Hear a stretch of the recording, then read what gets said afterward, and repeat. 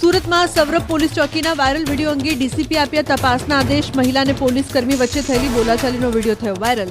તપાસમાં પોલીસ કર્મી જવાબદાર જણાશે તો થશે કાર્યવાહી. જામનગરની જીજી હોસ્પિટલમાં રિક્ષા ઘૂસી જતા દોડધામ. રિક્ષા ચાલકે દર્દી સાથે રિક્ષા ઓપીડી સુધી ઘુસાડી. રિક્ષા ચાલકે સિક્યોરિટી સાથે પણ કર્યો અયોગ્ય વ્યવહાર. સમગ્ર ઘટના સીસીટીવીમાં કેદ. જૂનાગઢમાં રસ્તાની કામગીરીમાં તંત્રની બેદરકારી બની અકસ્માતનું કારણ. સાસણ મેંદરડા રોડ ઉપર વૈકલ્પિક રસ્તો બનાવ્યા વગર ચાલી રહ્યું છે રસ્તાનું કામ. તંત્ર અને કોન્ટ્રાક્ટરના પાપે પ્રજા પરેશાન. સાસણ મેંદરડા રોડ પર મોતની સામે બાદ ભીડીને પસાર થતા વાહન ચાલકોને હાલાકી. ન્યૂઝ 18ના કવરેજ સમય થયો હતો અકસ્માત. સંવાદદાતાએ ચાલુ કવરેજમાં પહેલા માનવતા દેખાડી. વલસાડના ધરમપુરની બેંકમાં પૈસા ઉપાડવા ગયેલા દિવ્યાંગના રૂપિયા ચોરાયા. 50,000નું બંડલ તફડાવી 2 ભેજાબાજો ફરાર. સમગ્ર ઘટના સીસીટીવીમાં કેદ. પોલીસે બંને આરોપીને પકડવા કવાયત હાથ ધરી. વડોદરામાં પાણીની સમસ્યા વચ્ચે હજારો લીટર પાણીનો વેડફાટ. સમા વિસ્તારના શુક્લાનગર પાસે વાલમાં લીકેજ થતા 20 ફૂટ ઊંચા ફુવારા ઉડ્યા. પાણીના ફુવારા ઉડતા નજીકના મકાનોમાં 3જા માળે પાણી ભરાયા. કર્ણાટકના હુબલીમાં વહેતું થયું કાળું પાણી. હુબલીમાં વરસાદી પાણીમાં ગટરનું પાણી મિક્સ થયું. ઘર અને દુકાન બહાર ઘૂંટણસમા પાણી ભરાયા. સ્થાનિકો અને વેપારીઓને પડી રહી છે હાલાકી. ગાજીબર નગર સહિતના અનેક વિસ્તારોમાં થોડાક જ વરસાદમાં ભરાઈ જાય છે ઘૂંટણસમા પાણી. ગટર અને કાંસમાં કચરો ભરાઈ જતા પાણી ભરાતા હોવાનો સ્થાનિકોનો આરોપ. તંત્રની પ્રી મોન્સૂનની કામગીરીને લઈને ઉઠ્યા અનેક સવાલ. હુબલીની બજારમાં ઘૂંટણસમા પાણી ભરાતા રોજગાર ધંધા પ્રભાવિત થયા. ગટરની સમસ્યાને લઈને અનેક વખત રજૂઆત કરવા છતાં તંત્ર નિષ્ક્રિય. સ્થાનિક વેપારીઓએ તંત્ર સામે આક્રોશ વ્યક્ત કર્યો. આંધ્રપ્રદેશના નંધાલામાં ભારે વરસાદથી 4 એકર પૂરની સ્થિતિ. બનાગના પલ્લે વિસ્તારમાં ભારે વરસાદથી વાહન વ્યવહાર પ્રભાવિત થયો. કમરસમા પાણીમાં બસ પલટી. મુસાફરોનો જીવ તાળવે ચોંટ્યો. સંજામલામાં ભારે પૂરથી રસ્તા પાણીમાં ગરકાવ થયા. ઠેર ઠેર નદી જેવા દ્રશ્યો સર્જાયા. સ્થાનિકોએ ભારે હાલાકી ભોગવવી પડી. પૂરની સ્થિતિ વચ્ચે જનજીવન અસરગ્રસ્ત થયું. તમિલનાડુના કોયમ્બતુરમાં ભારે વરસાદ બાદ તબાહીના દ્રશ્યો. ઠેર ઠેર બસ પાણી જ પાણી. રહેણાંક વિસ્તાર અને ખેતરો પાણીમાં ગરકાવ થયા. કેળા સહિતના બાગાયતી પાકનો સોથ વળ્યો. તંત્ર દ્વારા રાહત કામગીરી કરવામાં આવી. જરૂરિયાતમંદો સુધી પાણી પહોંચાડવામાં આવ્યું. ભારે વરસાદથી મચેલી તબાહી વચ્ચે તંત્ર એલર્ટ થયું. કોયમ્બતુરના ગ્રામ્ય વિસ્તારના આકાશી દ્રશ્યોમાં બસ પાણી જ પાણી જોવા મળ્યું. તમિલનાડુના તેનકાસી જિલ્લામાં ભારે વરસાદ. ધોધમાર વરસાદથી સરકારી બસમાં પાણી લીક થયું. બસમાં બેઠેલા મુસાફરો પણ વરસાદી પાણીથી પલળ્યા. બસની અંદર વરસાદી પાણી વહેતા થયાનો વિડીયો વાયરલ. જૂની બસ બદલી નવી બસ ચલાવવા મુસાફરોએ કરી માંગ. તમિલનાડુના નાગાપટ્ટિનમ જિલ્લામાં વરસાદી માહોલ. વેલંકની, પરાવાઈ, સેરુદુર, તિરુપુડી સહિતના વિસ્તારોમાં ભારે વરસાદથી ખેડૂતોમાં ખુશી. વાવણી લાયક વરસાદ થતા ગ્રામ્ય વિસ્તારોમાં છવાયો ખુશીનો માહોલ. વરસાદના કારણે આકરી ગરમીથી પણ રાહત મળી. વાતાવરણમાં ઠંડક પ્રસરી. તિરુવરુર જિલ્લામાં પણ અનેક વિસ્તારોમાં વરસાદ વરસ્યો. તિરુથુરાપુંડીની આસપાસના વિસ્તારોમાં વરસાદી માહોલથી ગરમીથી છુટકારો મળ્યો. ભારે વરસાદના કારણે ડાંગરની ખેતી કરતા ખેડૂતોમાં ચિંતા છવાઈ. ઉત્તર પ્રદેશના રાયબરેલીમાં વરસાદ. ધોધમાર વરસાદ ખાબકતા રસ્તાઓ પર ફરી વળ્યા પાણી. આકરા તાપ બાદ વરસાદ થતા લોકોને આંશિક ગરમીથી રાહત.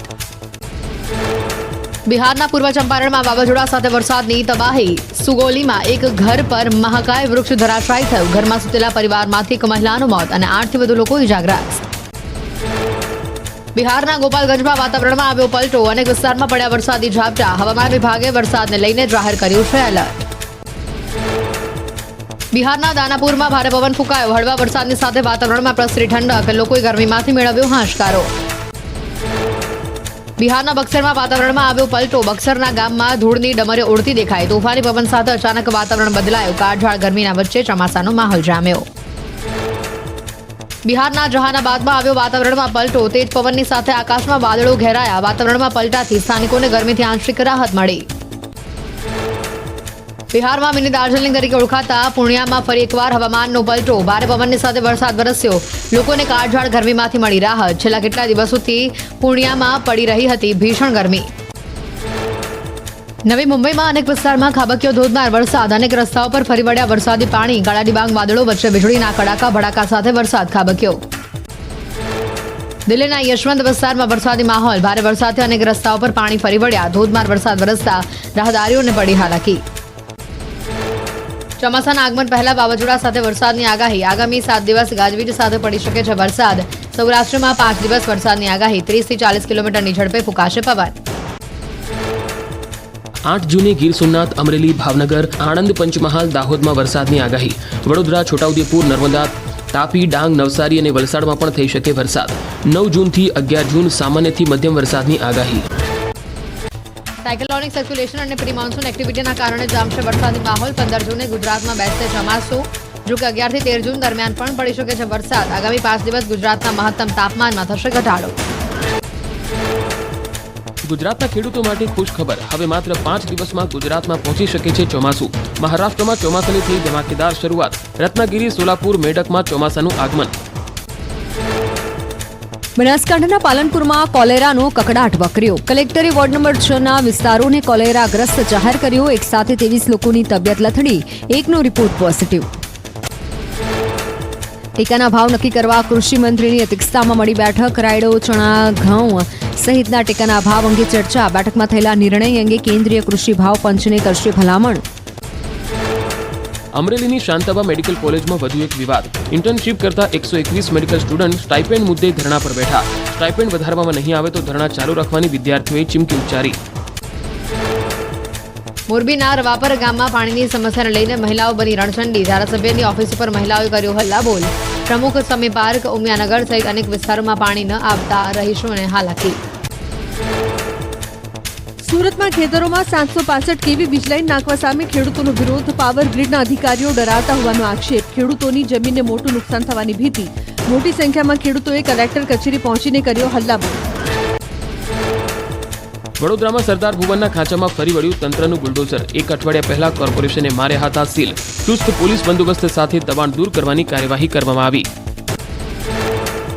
ડાકોર નગરપાલિકા કચેરીમાં રહીશોનો હલ્લાબોલ. ઠેર ઠેર ઉભરાતી ગટરથી કંટાળીને જનતાએ હાય હાયના નારા સાથે વિરોધ કર્યો.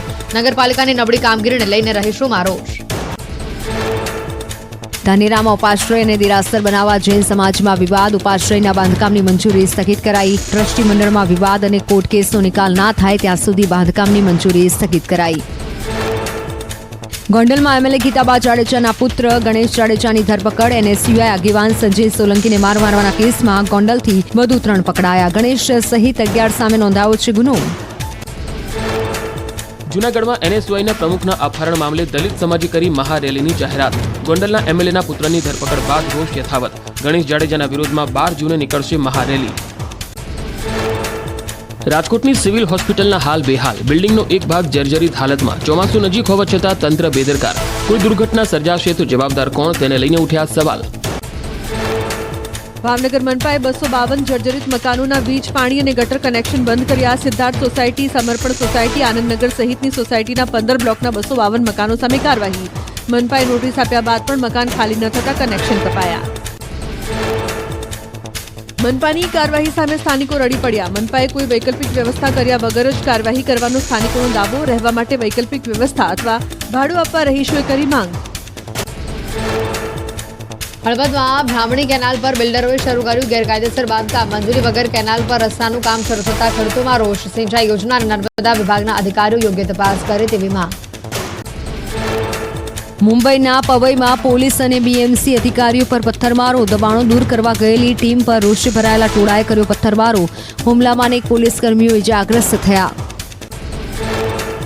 રાજસ્થાનના જોધપુરમાં તંત્રની દબાણ હટાવો ઝુંબેશ સામે સ્થાનિકોનો વિરોધ. વન વિભાગની ટીમ અને પોલીસે સાથે મળી ઝૂંપડપટ્ટીમાં રહેતા લોકોની ઝૂંપડીઓ હટાવી દેવાતા લોકોમાં રોષ વ્યાપ્યો.